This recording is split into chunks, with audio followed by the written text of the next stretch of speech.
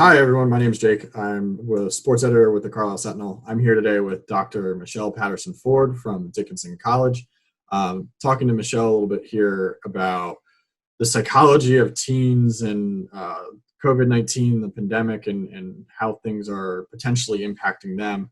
What concerns do you have for teens, for families at a time like this?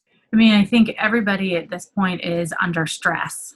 But I think with teens, what we also have to realize is for them, a lot of their social life has kind of been taken away. So teens naturally sort of rely a little bit more on their peers for their social interaction and maybe less so on their family. For teens, so much of what they do can be, incredibly self-ingrained in their identity, whether it's their, music or art or sports or whatever. When those types of things are taken away, what can the impact be on teens?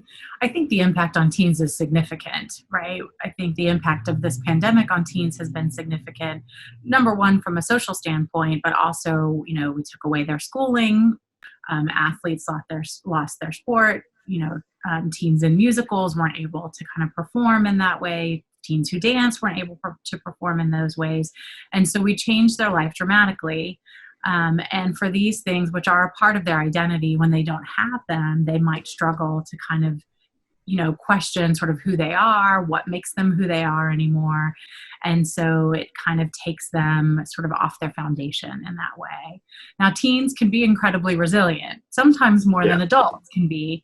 And so this doesn't necessarily have to be, permanently life altering for them. But I think it's important to recognize that these losses that they've had in their life are having an impact on them and are significant for them. So what separates teens that can handle this stuff a little bit better than others, and what about their makeup makes it easier or harder in some cases? So one of the things we know about resilience is that good social support is a great predictor of resilience. So either having good family support or having good peer support. We also know that having good problem-solving skills and having a good, healthy, positive community around them tend to make people in general, but particularly teens, much more resilient in times of stress.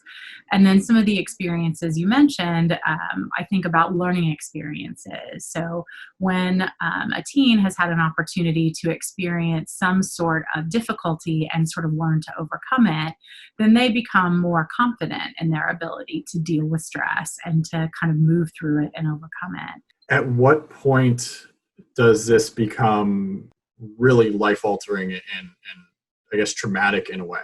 So I think maybe what you're asking is, at what point are we concerned either for ourselves or for our children, or for our teen?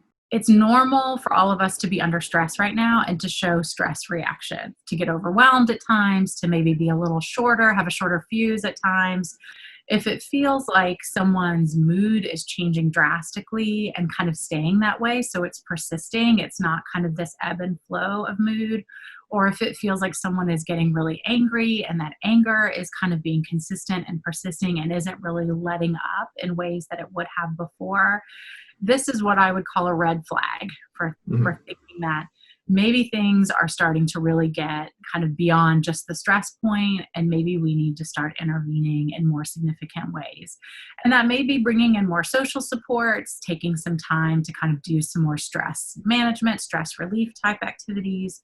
But typically, if it's going on for a long period of time, a couple weeks, a month or more, this is when I might start considering, do we need to maybe bring in a professional consultation of some sort?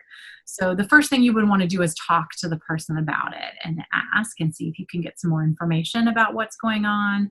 But if it seems like an individual is really struggling, I can't stress enough the importance of bringing in that professional help sooner rather than later. Typically, bringing the professional help in sooner shortens the course of whatever it is that might be going on. What other things should they be looking out for? So some of the things we look at are the basics, right? So have they lost interest in things that are typically really interesting for them? So are they no longer interested in spending any time with their friends, and spending any time in the activities that they used to really kind of value and spend a lot of time in? If we see changes in their eating patterns, so that's either eating, more than they would usually eat or less than they usually eat, and then changes in mood. So things, do they Do they appear to be crying, more frequently than they used to? Do they appear to be agitated or angry? What I encourage parents to do is take time as a family to do some de-stress type of activities, right? So that can look like hopefully playing a board game. For some families, that can actually be a little stressful. But maybe having some downtime to watch TV together, also build in some alone time. Thanks a lot, Dr. Michelle Patterson Ford. I appreciate the time you have. I hope things are going well with you and your family. Yes, thank you for your time as well.